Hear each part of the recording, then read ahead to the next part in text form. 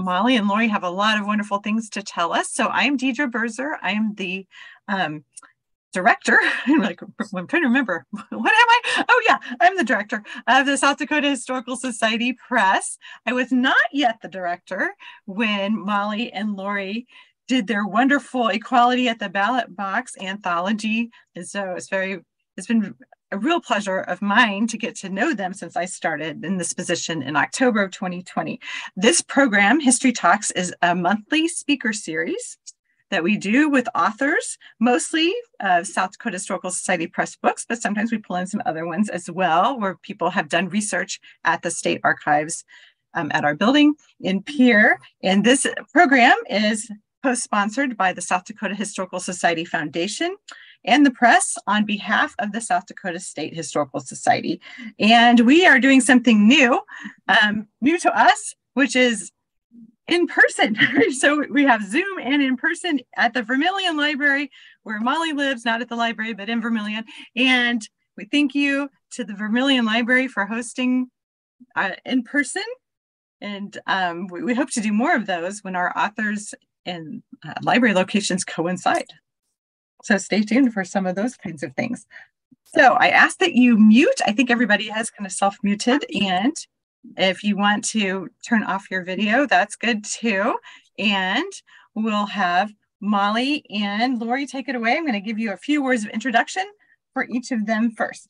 So Molly Rozum is a history professor at the University of South Dakota and the author most recently of Grasslands Grown, Creating Place on the U.S. Northern Plains and Canadian Prairies. That's a really wonderful book. I encourage you all to take a look at it. And Lori Lahlum is a professor of history at Minnesota State University at Mankato. And she is working on all kinds of interesting projects on Norwegian immigrant women on the Northern Plains, a biography of Richard Olson Richards, and a piece on women who were expatriated because they married non-citizens. She was using the word alien. I thought I could say aliens, but people may think, I don't know, not non-citizens, Martians.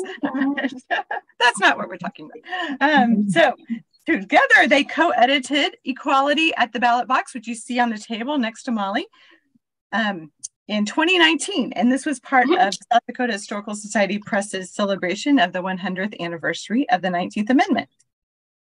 And so with that, I hand it over to Molly and Lori. Thank you so much to everyone for joining us. Yeah, thank you very much for joining us. I guess I sometimes have called this, Molly and I have done a number of presentations and we've done like a podcast and some things like that. And I've started calling it the Molly and Lori Show. And we kind of go back and forth. So just a little bit of a warning, we will be going back and forth tonight. I'm going to start by talking just a little bit about how this project came into being. And the Northern Great Plains History Conference plays a really important role in the origin of this project. For a long time, I was the Women's History Interest Group kind of chair and representative on the Council of the Northern Great Plains History Conference. And I'd gotten an idea from what Washington State did, celebrating the suffrage centennial in Washington State, and decided that very early on, I wanted there to be a lot of sessions and try to engage a lot of people in suffrage history prior to the actual 100th anniversary. And as we start studying or celebrating state anniversaries. And so in 2012, we held our first suffrage sessions at the Northern Great Plains History Conference. I also at that time started talking to editors of local or state historical society presses about special issues. And Jeannie Odie, who had been the associate editor at South Dakota History, was very receptive to the idea of doing a special suffrage issue in 2019 or 2020. And out of that, so we talked a little bit about it, kind of put it on the back burner because that was a long way off. And then at the Northern Great Plains History Conference in 2015, Nancy Tysted-Copel and Jeannie Odie. Nancy Tysted-Copel used to be the director of the press. approached me at the reception at the conference and said, you know, we've been thinking about it. We think a book would be better than a special issue. And as soon as they said that, my first thought was, oh, I'd love to work with Molly Rozum on this project. And then Nancy said, and we were thinking it would be really great if you and Molly did this together. And I'm like, that would be a wonderful idea. And so from that kind of impetus, that's where the project began. And once Molly and I started talking about how we envisioned this book and who would participate, the Northern Great Plains History Conference continued to play an important role. A number of the contributors to the volume had been involved with suffrage sessions at the conference. Mm-hmm. And not only that, but it gave us sort of a platform to encourage people to continue working on suffrage projects. I'll also say that we did have to do outreach. Molly attended a conference and heard Jennifer Helton give a paper on Wyoming, and she said, I think we need her for this volume. We also, when we had gaps, we reached out to people we knew and asked them to participate. So this was a little different than some edited volumes where a call will go out and people submit their proposals. Instead, we kind of contacted people and asked them to be.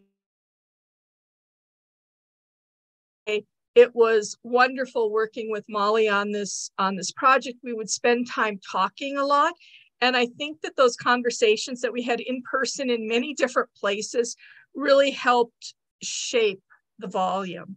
And I should say one more thing about Nancy Kopel. It was her vision to have a volume that addressed the Northern Great Plains as a region and included North Dakota, Montana, Wyoming, and South Dakota. And I think with that, I'll turn it over to Molly to talk a little bit about the book itself. Thanks, Lori. Yeah, I'm going to say a little bit about the contents of Equality at the Ballot Box. And I also wanted to say it was a part of the commemoration or the celebration of the 19th Amendment and, of course, passing suffrage in South Dakota, which happened in 2018. It was a part of 3 different books that are available at the press. This was published in 2019. In 2018, the press published Born Criminal, which is a biography of the radical suffragist Matilda Joslyn Gage, who had South Dakota connections. And in 2020, they published a children's book called The Voice of Liberty, which looked at a suffrage protest at the unveiling of the Statue of Liberty in 1886. And both of those books are authored by Angelica Shirley Carpenter. Scholarship comes in all shapes and sizes. And this is a feature of Equality at the Ballot Box, which Lori and I both sort of like. And it makes for handy reading because you can pick different sections of it depending on how much time you have. There are longer pieces, medium pieces, and then what we called snapshots, little quick reads of 10 minutes or so. So I'm going to tell you about the different parts so you know what's in the volume. Part 1 includes 4 long, deep dives into the suffrage history in each of the 4 Northern Plains states. Jennifer Helton examines in detail the context and the probable causes for the first suffrage victory in territorial Wyoming, and she argues it's a part of a social movement. Barbara Handy Marcello provides the very first comprehensive study of the women's suffrage movement in North Dakota, and dives into the persistent machinations of North Dakota politicians and railroad corporations. It's a really fascinating read. Jennifer Hill explores several generations of Montana women suffragists and locates the struggle and the history of women's long civic activism. Paula Nelson provides new details about the work of anti-suffrages in South Dakota throughout the whole movement. Part 2 has kind of medium length pieces, as does part 3, but part 2 explores 4 special themes that help us think about gender, race, and regions as categories of analysis for suffrage. Ruth Jones explores school suffrage, so they were limited rights around voting on school issues.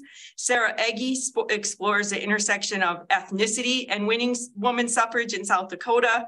I explore racial attitudes among suffrage activists, and Amy McKinney provides an overview of the ratification of the 19th Amendment on the Northern Plains that speaks to regional identity. Part 3 of the book examines biographies of women less well known than people like Elizabeth Cady Stanton and Susan B. Anthony, and Matilda Jocelyn Gage and others. But important to the movement overall, some of them got their experience in the Northern Plains and went on to serve the nation. Kristen Maple Blueberg explores the suffragist Cora Smith Eaton, who graduated from the University of North Dakota's first class in 1889 and went on to Boston University to become a medical doctor. Dee Garceau explores two Blackfeet women activists of Montana who help us understand how Native women ranked women's suffrage differently in their concerns. Anne Bratton explores Kate Selby Wilder, a suffragist who was also a prohibition and temperance activist. All of those different themes are important to the whole history of the Northern Plains, but we see them through these particular women.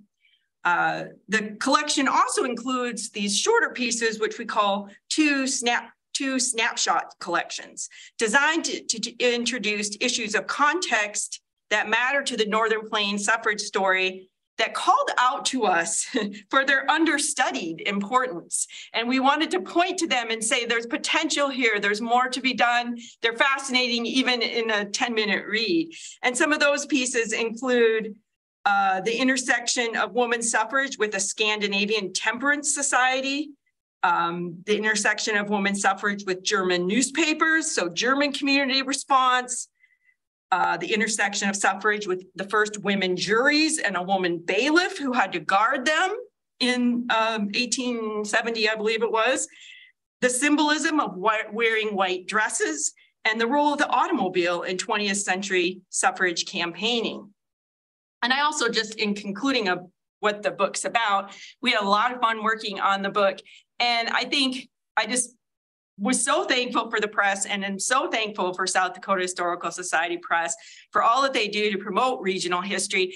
And in this book, it really served a purpose because we worked with a variety of women to contribute these articles, a variety of scholars at all sorts of institutions who don't often get a lot of support for research. And so a press like this can, to stand behind these scholars and help them get published and give them the kind of nurturing that they need with the feedback from the editorial staff and from us was just a real gift to the region. So thank you, press. So Lori, we kind of want to start with the big picture and kind of go back and forth here and give you some of our big takeaways in almost a lightning round version, although for us, I'm sure it won't be lightning. Maybe it'll be a little rumble, but some general takeaways about the suffrage on the Northern Great Plains. So Lori, when you think about the total collection and the Northern Great Plains as a region, what comes to mind about the big picture? What to you comes to mind?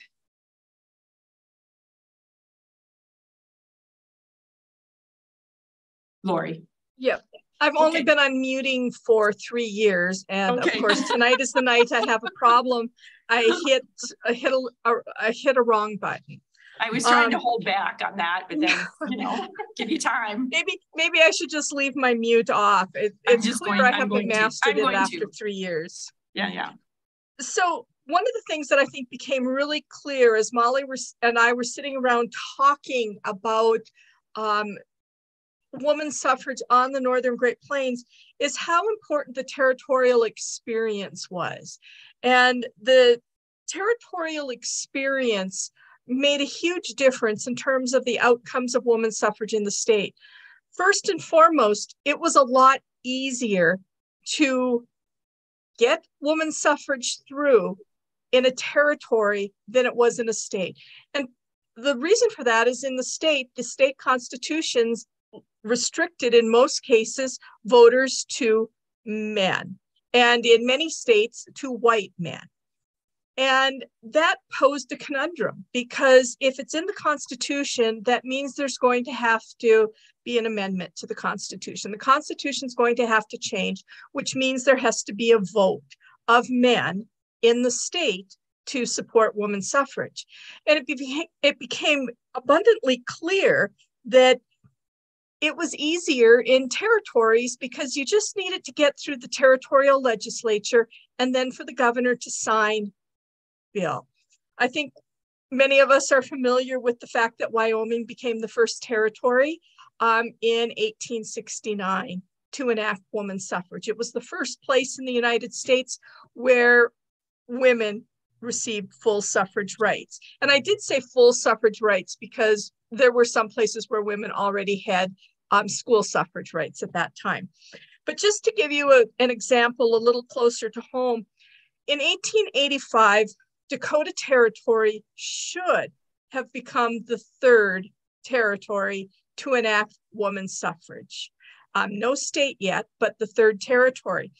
And in fact, the Dakota Territorial Legislature, under the leadership of John Pickler, husband of suffragist Alice Pickler, he was a suffragist in his own right, or a suffragette, as a lot of scholars call the men. His bill passed, and all Governor Pierce had to do was sign the bill, and women's suffrage would become law in Dakota Territory. And Pierce vetoed the bill. He argued that he gave a kind of a litany of reasons. You know, men should be able to vote on this measure, which wasn't the case. I mean, it's not something that would be referred to voters.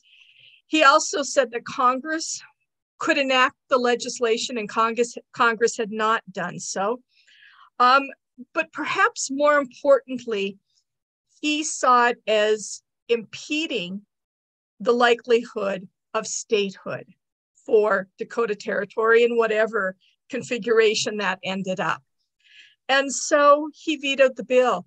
The irony is that he did support women's suffrage, and he later indicated that he regretted that decision. If any of you are interested in this 1885 debate, I encourage you to go to Chronicling America and look at coverage in the Bismarck Tribune of the legislative session, because some of it is hysterical. It is funny. John Pickler was described as Susan B. Pickler, after Susan B. Anthony, of course. And Susan B. Anthony and Alice Pickler were actually friends and corresponded. And there's a wonderful Susan B. Anthony letter when she's basically, as a PS, sends her greetings to Susan Pickler all these years later. But she was still mad at Anthony was still mad at Pierce in the early 20th century for vetoing that legislation. But the other thing, what voting rights women did achieve during territorial status, those rights then carried over to statehood, because once women had those rights, it was hard to take them back in the Constitution, state Constitution, even if there were efforts to do so. So I think, you know, the fact that it was easier to secure women's suffrage in a territory is really an important lesson. So Molly, what about you? What do you think some of the key takeaways are? Sure, I'm going to build on that because, of course, the second likely time that these Northern Plains states could have adopted full women's suffrage was when they were constitution making, involved in becoming states. And the four of them became states in 1889 and 90. And only Wyoming, of course, came in. Once again, it's Wyoming that came in 1890 as a suffrage state, the first one to do so. Montana's Constitutional Convention considered but rejected women's suffrage. South Dakota might have come into the United States with women's voting rights in 1889, and we could have been the first. South Dakota could have been the first the year before Wyoming, but that failed. And instead, South Dakota's constitution mandated only that the electorate vote on women's suffrage at the first post-statehood election in 1890. And Susan B. Anthony was actually out touring in South Dakota. She was in Madison, South Dakota, the night she heard that Wyoming was going to become the first full woman suffrage state. But had we been able to get it in our state in Constitution, we could have been the first, but we failed that and many times. North Dakota's Constitution did include what will turn out to be a very problematic provision that allowed its legislature to submit the question of women's suffrage to the electorate, quote, at some future date. All the Northern Plains states had some of these partial suffrage rights. Now, and the difference there is that South Dakota's constitution mandated that it be voted on right away, not at the same time as the Constitution, but at the first post-statehood election, which was the very next year in 1890. That's the difference. North Dakota is one of the differences. Scholars have long asked why Western states seem to pass women's suffrage first. The process, we believe, of creating a constitution where you're actively weighing voter qualifications opened up space for pro-suffragists to make the case to a deliberative body already in action, as opposed to Eastern states, which had to revise already established constitutions. The prospect of creating, not just revising state constitutions, meant that discussions about women's suffrage entered the foundational politics of Western states. All of these states had some supporters, and the national suffrage organizations saw the Northern Plains as places of opportunity in 1889 and invested time, energy, and financial support. They really thought this could help turn the tide. So that's another one of our big lessons. So politics is important, and getting in on the ground floor of creating the institutions by which your state's going to be run, was an opportunity for these women.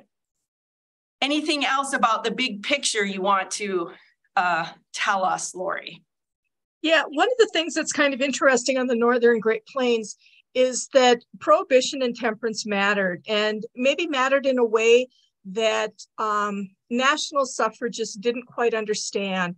I'm not going to get into the background of the complicated national women's suffrage story, but really by the 1890s, the national organization, it's now one major national organization, tried to distance itself from prohibition.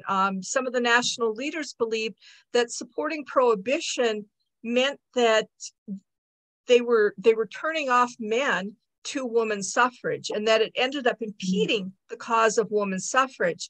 And yet the reality, and here when I say the reality on the Northern Great Plains, I'm talking about Montana, North Dakota, and South Dakota, because Wyoming's a different story because it came in with women's suffrage.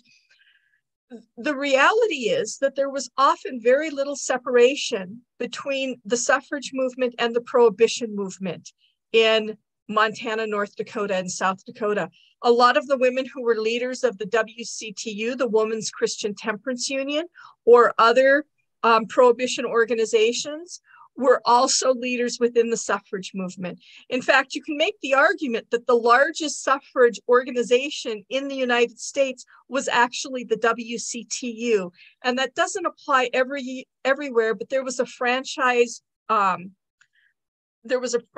unit within the WCTU, and they actively supported women's suffrage because they believed with women's suffrage that prohibition would become a result. Now, South Dakota, you need a scorecard to keep track of whether prohibition is in place or what's going on in South Dakota with regards to prohibition.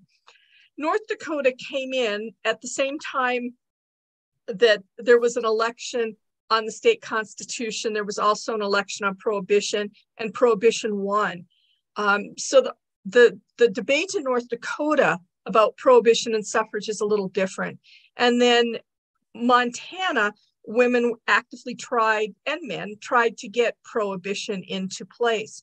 But one of the things that I think is quite clear, and I think that the various people who contributed to the volume also make it clear, is that the nexus of women's suffrage and prohibition garnered votes for suffrage on the Northern Great Plains. So it maybe doesn't fit this model that national suffragists tried to impose.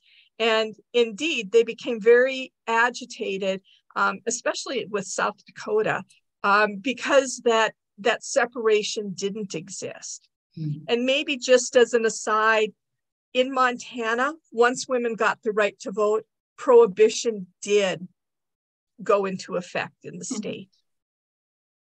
So Molly, anything else you would like to add? There have to be more important takeaways There from are. the I think book? we have a few more. Yeah.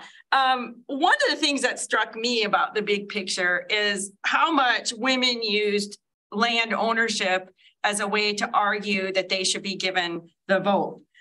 Women settler colonials carried their nation's sovereignty with them to the West. By taking up land, they helped the U.S. incorporate this territory that the U.S. had gained through wars with natives and Europeans and purchases. They helped the U.S. incorporate what the nation called public domain into the system of private property, and they felt gain rights by this action.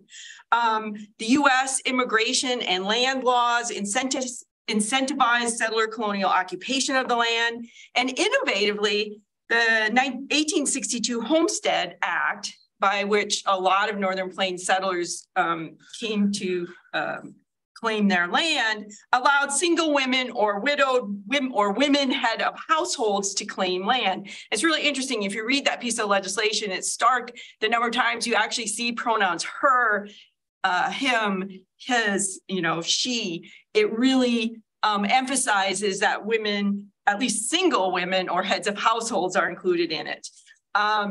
In turn, so women used widespread land ownership to argue for suffrage rights. Women began to argue that they were independent enough to vote. That's a very old US argument for having the right to vote. In fact, the nation's first voting rights were linked to property ownership. You could only vote if you had property. Yet by the Civil War, most property requirements have been replaced by gender, residency, and citizenship requirements. So this was sort of waning in the rest of the United States, and these women, as they're arguing for why they should have the vote, started to use this idea that we have proved up on homesteads, we've demonstrated our independence and our intelligence, and we are competent in ways that spoke to male values and a Jeffersonian democracy that mythologized the land. So they're using that trope, that old idea to get men to hear them as to why they should qualify for the vote. So I think that's a really important idea that studying the West, studying the Northern Plains helps us see. And so that's another big picture idea. Lori, I'm going to pass it back to you. Well, I'm going to add school suffrage. And just for context, school suffrage for women did not exist everywhere in the United States. It did not exist in the South, for example. But increasingly, particularly by the 1870s, there were states that changed laws so that women could vote on school issues. Whether or not they could run for office, that varied. But in the territories, again, other than Wyoming, because Wyoming had full suffrage rights, school suffrage to varying degrees did become part of the law. And Ruth Page Jones has a wonderful, wonderful chapter about school suffrage, which is an understudied topic in suffrage history. And she makes a convincing argument that school suffrage enabled women to demonstrate that they could vote responsibly and that they were interested and would vote. It also gave women the opportunity to run for office. Initially, county superintendent of county superintendent of schools, but then in North Dakota, for example, with statehood, this state superintendent of public instruction. And that gave women the opportunity to get elected. And in fact, the first woman elected to statewide office in the United States was from North Dakota, and she was elected as the head of public instruction. And this, in fact, became common. After her, there would be another woman from North Dakota and a woman from Wyoming. And they were the first three women in the United States to be elected to statewide office. So this school suffrage plays a really important role in allowing women to demonstrate they can vote. I should point out, separate ballot boxes were also used, and they were used to make sure that women didn't somehow vote for governor, for example, because wouldn't that be tragic? So they had a separate ballot box. And in our volume, Daryl Dorgan from North Dakota actually owns a women's ballot box. And we had it photographed and it's in the volume, and it's just wonderful. So Molly, anything else you think that we should know about in terms of major takeaways of this project? Well, there's one thing that sort of struck me when I was reading Amy McKinney's article that went through. She focused on the ratification struggle in Wyoming, but then also kind of looked at the other Northern Plains states. And of course, we're just saying Wyoming first for territorial suffrage, Wyoming first for statehood suffrage. In terms of ratifying the 19th Amendment, Wyoming was 27th. So the national suffragists and local suffragists weren't very happy about that. And the other states, Montana was the 13th to ratify. North and South Dakota did their twin thing and ratified it the 20th and 21st, all in 2019. One of the problems was that most of these states had just held their state legislatures as the 19th Amendment is being passed by the House of Representatives and the Senate. And so they're done with their state legislature. And at this time, let's say they met in 1919, and then they let out, and they're not going to meet for 2 years because at this time, the legislatures only met every other year. And so the suffragists wanted to get the 19th Amendment ratified in time so that everyone could vote in the 1920 election. So they pressured all of these governors, and each one of these Northern Plains governors kind of resisted and said, well, I'm not going to call a special session for this, just for suffrage. And Governor Carey of Wyoming, what did he say? He said, I'm not going to do this. The people of Wyoming would not receive direct benefit, as women here already have the rights of votes. You know, he said, unless some other issue supersedes it. In Montana, they did call a special session because they were going to provide drought relief and new funds for roads and highways along with the suffrage amendment. Governor Fraser in North Dakota also said, if another issue presents itself in this kind of weird way, the fact that the whole region was in drought sort of pushed or allowed all of these governors to call special sessions and not say that they were calling the session and spending state money for women for suffrage, even though many of them, so they all supported women's suffrage. This wasn't a question of whether they were going to ratify it.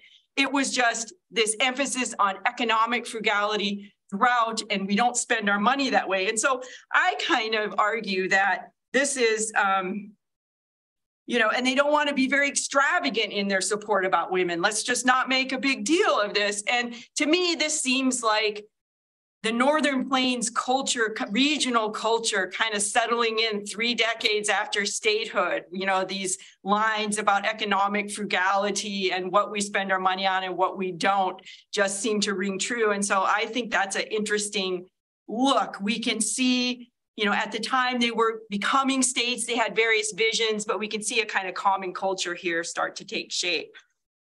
So I think that's sort of an interesting lesson that we learned towards the end of this suffrage movement. So why don't we try to help everyone understand a little bit something about the states? If we had to encapsulate women's suffrage in each of the Northern Great Plains states in kind of a word or 2 words or a short story, how would we do that? What would you say about Wyoming? One of the things that is interesting about Wyoming is it is such a conundrum. We always talk about Wyoming as being first. But as Jennifer Helton argues in her piece on Wyoming, she said, in the end, men still controlled most levers of power. Women office holders mostly stayed in traditional female realm of education. Amy McKinney, in her pieces in the book on Wyoming, argued, although women had voting equality in Wyoming territory, they were not politically or economically equal. During the 20-year period of territorial government, only 2 women ran for a position in the legislature. 1 woman received 8 votes, the other one received 5. The success of being first and having the vote was not enough to bring full equality to women. Culture changes much slower. And in the rest of the way women gained equality and power in the states, Wyoming seems very much in line with the other Northern Plains states, although they have these early firsts. I mean, the same thing happened really with the ratification of the 19th Amendment. You know, women voted, but still in 2023, there's only 125 women in the House of Representatives, or 28.7%, and there's only 25 women senators today, right? We vote, but there's this lag, this, you know, how do you inhabit this kind of power? Where are these levers of power? So I think Wyoming, in its own way, this conundrum of being first, but not seeing a full equality or differences in their culture from these firsts, I think it causes us to pause and really think about how change happens. What about Montana, Lori? Well, my example from Montana is going to be a little bit different, perhaps. And it's that in many ways, Montana does tell the story that the national suffragists wanted to tell, right? In 1914, women gained the right to vote in Montana. And for a little bit of context, there wasn't a lot of activity in terms of women's suffrage. It would kind of come and go in Montana. There'd be a little blip, and then there would be very, very little activity. But by 1914, in part because of Jeanette Rankin and a number of other women, like Mary Alderson, women's suffrage did come to fruition in Montana. But then 2 years later, in 1916, there was a prohibition measure on the ballot. And because of the woman vote, prohibition became the law in Montana. And of course, Montana has a large mining community. There had often been resistance to prohibition, unlike the Dakotas, for example. And so in a way, when Montana acquired women's suffrage and then enacted prohibition 2 years later, that kind of signaled what the national suffragists were saying. And so it might not have been so important for the Northern Great Plains, but it may have been more important nationally in terms of how people looked at what could happen if women acquired the right to vote. How about South Dakota, Molly? South Dakota, okay. Yeah. I think it's so fascinating, South Dakota. From 1868 to 1918, when the state passed women's suffrage, South Dakota debated women's suffrage. We debated it all the time in many ways. The territorial session in 1868-69 was the first time it was voted on. They debated it in 1870, 1872, 1885 that Lori just talked about. South Dakota had 6 referendums. I think possibly we're tied with Michigan for the most referendums on women's suffrage. Of course, that failed. The 6th one succeeded. But in 1890, in 1898, in 1910, in 1914, in 1916, finally winning in 1918. There was an attempt to expand school suffrage in 1894. In 1904, they tried to use the initiative process to pass women's suffrage, but found out at the time, in today's world politics, you can pass an amendment by initiative, but you couldn't at the time, right? And so that went to no end. And then you have a whole blossoming of anti-suffrage where these women, and Paula Nelson does, a longtime South Dakota historian, Paula Nelson does a great job of studying the anti-suffrage movement. And they went out and organized and they lobbied and they delivered speeches and acted to stop this kind of political change. Nelson argued that many rural women felt that they had the power to change society through a commitment to nonpartisan reform and charity work They aimed to protect their nonpartisan voices. They argued that they had access to all men and all political parties and questioned why women would want to be corrupted by the political parties. My takeaway point is that South Dakotans were discussing women's suffrage all the time for 50 years. And so it's a foundational topic in our political culture. I think that we still don't know how much that affected many issues going on at the time. These women were clearly active in politics, and it shaped their sense of what a political possibility was. And I think these women were talking all the time to legislators, telling them what they wanted on this kind of vote or that kind of vote. Women in South Dakota had a rich political history well before the 19th Amendment, is my kind of takeaway point about South Dakota. I'm just overwhelmed with how much we talked about South Dakota, or women's suffrage in South Dakota, with all of these ways. More than North Dakota, I think, Lori. Lori's from North Dakota. I grew up in South Dakota, so there's a little bit of a thing back there. Much more than North Dakota. And in fact, we've listed these states in the order in which they approved full woman suffrage rights. North Dakota was last. Full suffrage rights didn't come until the 19th Amendment. I was going to out myself and say that I am originally from North Dakota, because I need to provide that context for what I'm going to say. The word I would use to describe not the woman suffragists, but the people who opposed women's suffrage and the process in North Dakota, the word I would use is corruption. And there were some pretty smarmy things that happened in North Dakota in conjunction with women's suffrage. Most significantly, in 1893, the North Dakota legislature passed a bill, and the governor, who was a Farmers Alliance candidate, or he had been a Farmers Alliance candidate, he was a Farmers Alliance governor, and he supported women's suffrage and was going to sign the bill. And opponents of the suffrage bill hid it so that it couldn't be signed. And the legislature then went out of session and it died. So then Alexander J. McKinsey and the McKinsey machine, and this was something that I did not know until I read Barb Handy Marcello's work. The way Boss McKinsey used women's suffrage to keep his political coalition together and keep power, and suffrage ended up becoming a victim. Also, in the 1890s and the early 1900s, in many counties, local officials actively tried to prevent women who had the right to vote in school elections from voting.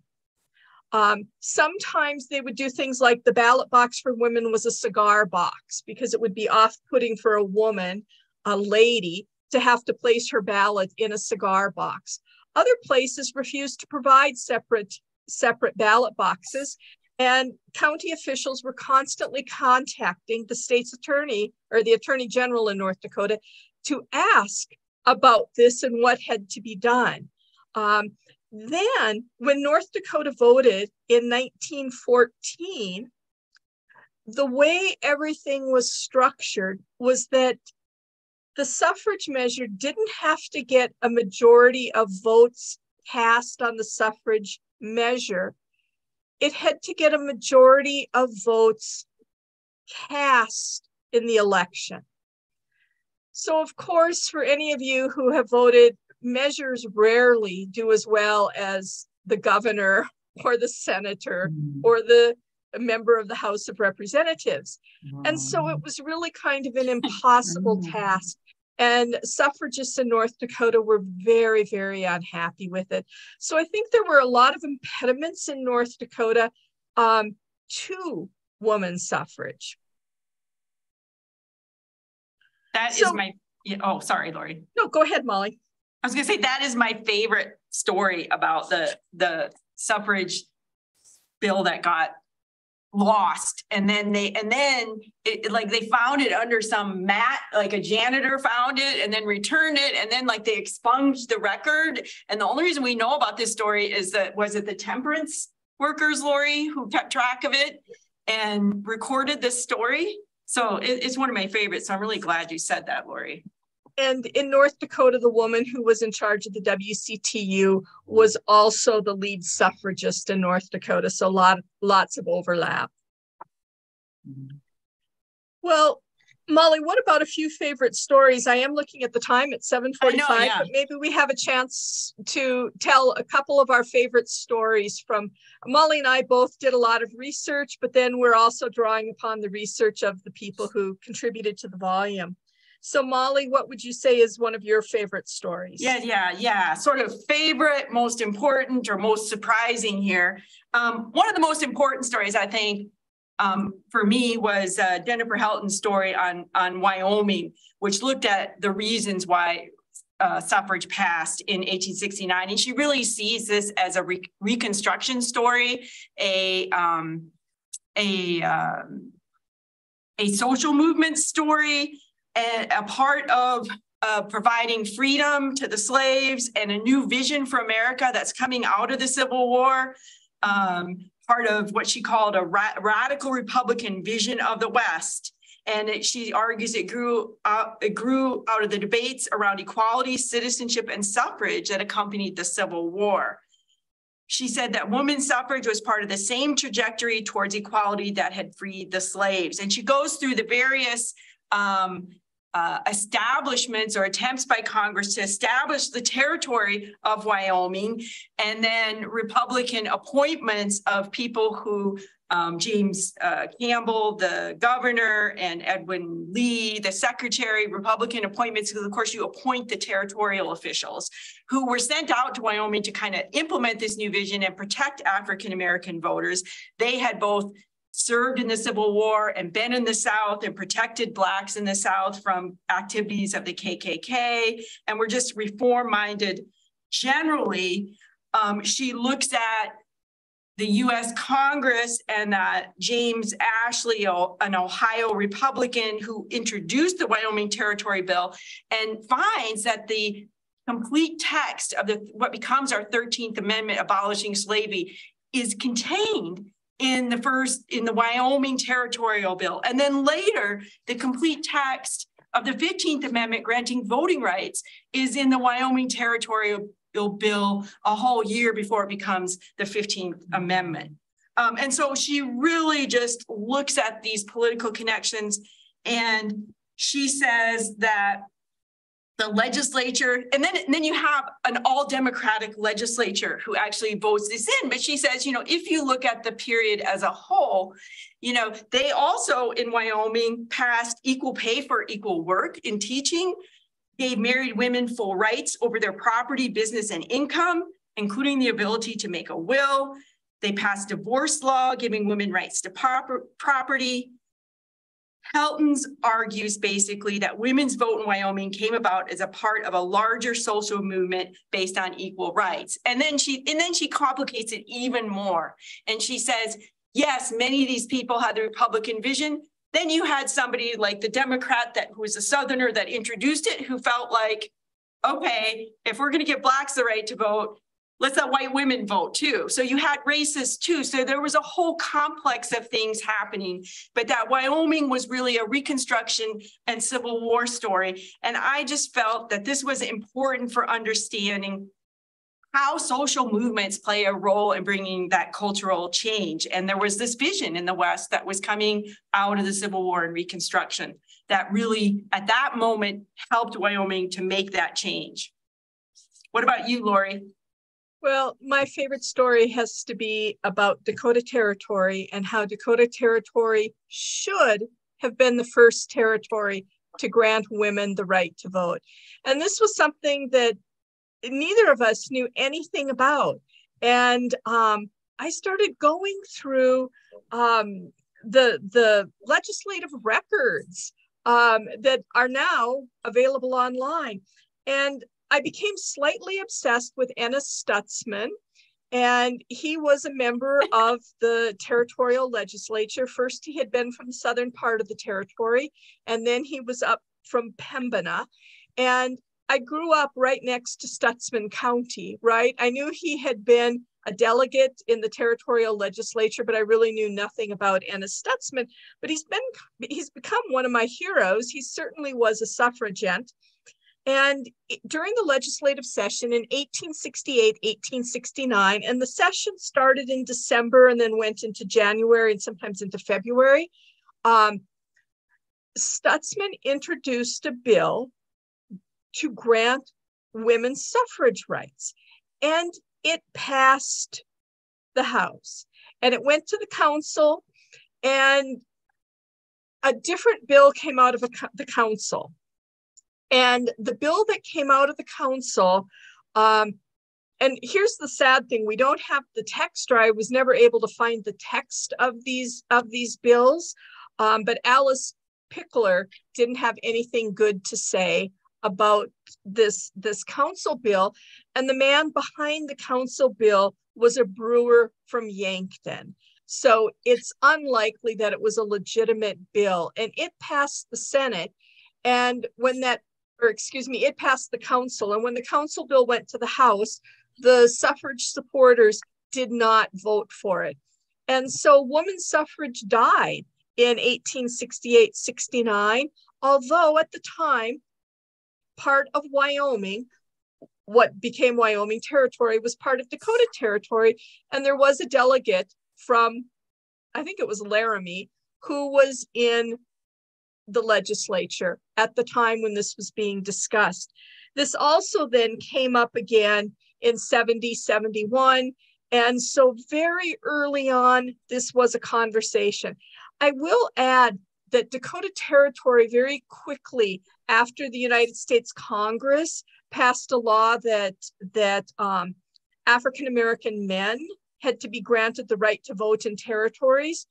Dakota Territory passed such a law. Montana, which had a much larger population of people from southern states, did not. And Montana actively resisted giving Black men the right to vote. And so there is a difference there because Wyoming also was early on in that regard. Actually, Wyoming became a territory after the law had been passed, and so they couldn't prevent African-American men from voting. So Dakota Territory could have been the first. North Dakota and South Dakota could have entered as suffrage states. Any others, Molly? Well, there are. I don't know. How long are we going, Deidre? Do you want us to open it up for questions or do you want us to continue on a bit? We go until 8. Okay. So hard to know if there are questions, but does anybody have any questions? If not, this has been so great. I tell you what, if you've got a question, unmute yourself and ask us. We'll do it that way. Ask Molly and Lori. And if not, they'll tell us more stories. Yeah. Okay. I'll actually throw one out there. This is Nancy. And if this feels like it's off course, you just disregard it. But I was looking at something else in the course of my work. Isn't there kind of a parallel that can be drawn between what you two are talking about tonight and how abortion rights kind of piggybacked onto the ERA movement in South Dakota in the 70s? Isn't there a bit of a parallel there? Am I way off? Maybe not. Are you talking about suffrage and prohibition or? Right, yes. And then the ERA and how they kind of piggybacked. It felt like kind of a similar piggyback situation, maybe. Maybe not, that's okay. Yeah, although it is kind of complicated though, because for example, Wyoming was the first in terms of women's suffrage. It didn't enact prohibition. And so there women had the right to vote. Prohibition was not enacted. Prohibition didn't go into effect until the National Prohibition Amendment went through. So I think it kind of varies. And in some of the southern states, I mean, it was tough going to try to get suffrage legislation into the legislature, or I mean, it varied a lot throughout the country. So the strategy wasn't necessarily everywhere. I think too, a lot of the women early on who supported, so like there's a history here. A lot of these early suffragists were also abolitionists, right? So they were abolitionists, they were temperance supporters, they were engaged in a lot of these different kinds of things. And so a lot of the leaders of these movements in territories and in states were also involved in a lot of these, what were considered to be more progressive kinds of issues. I think, like, for me personally, abortion rights, that's a little different because some people they create a moral line or a religious line, although certainly people use religion as an argument for prohibition, and particularly sometimes with the evils of alcohol. I don't know if I would link them though, but I don't know, maybe Molly, what about you? Well, the thing that you prompted me to think about was the ERA. Of course, I mean, one of the things that suffragists felt, I mean, they moved on to the first iteration of the ERA. ERA is what, 23? Yeah. 1923, because they felt like suffrage isn't enough. We need to have full equality, and we need to get this into the Constitution. And so we want the Equal Rights Amendment. And then, of course, in the 70s, you see another flowering of the ERA, right? So I see the parallel there that suffragists said, okay, this is a start, but it's not enough. And so that's what I would link to that, you know, because there's a direct link between the ERAs. I mean, in fact, the wording and what's her name, Alice Paul, is still alive in the 70s when we start to talk about the ERA again. So there's that kind of link. So suffrage is not going to be enough to protect all the rights women want, I think, is what I would say. And one of the things that we didn't talk about, there is a much more radical suffrage movement. And so there were people from the Northern Great Plains who were involved in that movement. Beulah Amidon, the younger, in particular from North Dakota. And she's someone I'm particularly interested in. But there were a lot of, well, I shouldn't say a lot, but there were some women, more women in Minnesota were involved with the Congressional Union. And then the National Woman Party. But there was this much more radical women's suffrage and women's rights movement at the same time, or at least towards the later years. And I guess we kind of focus more on the more mainstream suffrage organizations, and some of it, you know, I guess in a way, Molly and I have been doing research, or we had been doing research on this for quite some time, but it was like we had already submitted the volume when I really became interested in Beulah Amidon, the younger, and was doing research specifically on her. And so, you know, like those women aren't really included in this particular volume. Sounds like there might be material brewing for a second volume. Says the publisher. This has been such a great project and a great evening. I hear a voice. Is there a question? Well, I was just going to say there is a story, though, as Molly mentioned, after this, because in the 1920s in particular, women become actively involved in political life. And so there is a story that extends beyond this, you know, kind of the outcome of women's suffrage. Other questions?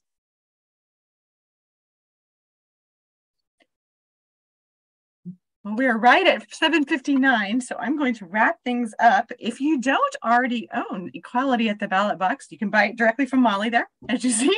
Also, you can purchase it on our sdhspress.com website or from the Heritage Gift Shop at the Foundation. And their website is sdhsf.org.